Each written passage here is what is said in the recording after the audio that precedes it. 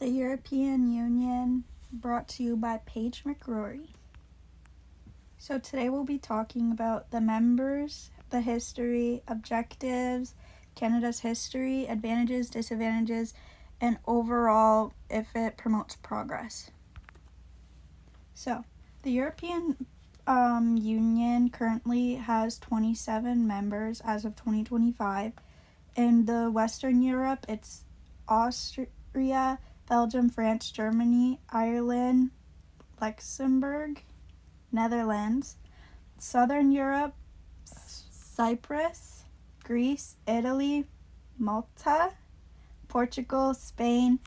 While Central and Eastern Europe have Bulgaria, Croatia, Czech Republic, Hungary, Poland, Romania, Slovakia, and Slovenia. While Northern Europe has Denmark, Finland, Sweden, Estonia, Latvia, and lastly, Lithuania. While the United Kingdom was originally a part of the European Union, as of 2020, the United Kingdom has left. Now, for the timeline of the European evolution, in 1951, the European Coal and Steel Community was established with 6 members: Belgium, France, Germany, Italy, Luxembourg, and the Netherlands. And then in 1957, Treaty of Rome, the same 6 members who were a part of the European Coal and Steel signed the Treaty of Rome, creating European Economic and Energy Community. And in 1967, the merged treaty with the ECSC, EEC, and EURATOM merged their institutions into a single framework. In 1993, Maastricht Treaty established the European Union, laying the essential groundwork for the euro. In 2002, the introduction to the euro was established, and the euro had become the official currency in 12 countries, showing the integration within. In 2013, the European Union had its expansions. From 2004 up until 2013, the European Union welcomed 13 new members from Central to Eastern Europe. And then, in 2020, Brexit, the United Kingdom officially left the European Union on January 31st, 2020. Next is the objectives of the European Union. For starters, the promotion of peace and stability. One of the founding objectives within the European Union was to maintain the peace among all stated members, especially since after World War II, peace was essential for these countries, as the European countries wanted to build strong political and economic relations to prevent further conflicts from happening again. Still to this day, the European Union plays an essential role in promoting stability in Europe and other surrounding countries. Next, the creation of a single market. With the creation of the European Union, it created an opportunity for one singular market, which won an internal market where services, goods, and people are able to be moved freely across the borders with no restrictions or tariffs in place. This creates plenty of new job opportunities, improves consumer choices, and helps businesses grow through expanding across all of the European Union. Lastly is the protection of human rights and democracy. The European Union helps to create and uphold human dignity, freedom, democracy, and equality by upholding the law. The Union sets restrictions and promotes ethical standards for member countries regarding the protection of civil rights and liberties. In regard to upholding human dignity, an objective was in place to also support these values in relation to any non-European Union members as well. Next, Canada's historical involvement. So for starters, the strong communication and economic ties. While Canada technically isn't a member of the European Union, it still maintains relations with the European Union since it was originally established.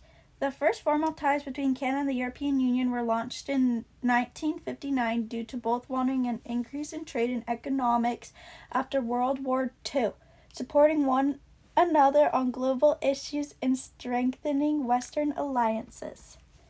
Next is Comprehensive Economic and Trade Agreements, also known as the CETA.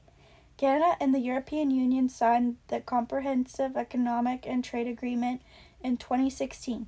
The CETA is a trade agreement that was set in place to remove most of the major tariffs, which would make it easier for businesses on both sides of the globe to be able to trade and invest with one another. This trade agreement especially is one of Canada's most significant trade deals. Lastly is the shared global values. Canada and the European Union have consistently aligned on international values such as democracy, human rights, the rule of law, environmental stability, etc. These shared values and other overlapping ones have strengthened collaborations and allowed for Canada and the European Union to present various global challenges, whether it's from climate issues to international challenges. The advantages of the European Union. For starters, it has one singular market. The European Union provides plenty of access to a large singular market with millions of consumers over 27 countries. This allows for free movement of global services, capital, and labor among all the members of the European Union. The trade and investment opportunities allow for trade agreements which allow for transportation environment for investment to take place, which create more opportunities for companies to invest in one another's economies. Diplomatic cooperation. The European Union strengthens global cooperation by promoting peace, democracy, and security among the other members of the European Union and international partners, for example, Canada. Regulatory alignments. This allows for trade barriers to be reduced with agreements to align regulatory standards, which would simplify exports of products, creating an improved and safe consumer trust with improved testing or certifications. Next is the disadvantages of the European Union. The slow and complex decision making, since with 27 member states needing it to be able to agree on many varying issues, making decision making amongst the members a long and slow process, especially during major crises in the countries. With so many members, a lot of compromises must be met in order to keep up with current issues, making more past issues have watered down policies compared to others. Next, economic disparities amongst members. Due to all the mixed countries members, mixed economies, this means that some wealthier countries in the European Union are often contributing more into the budgeting system than the poorer countries in the European Union, who often seek aid from others.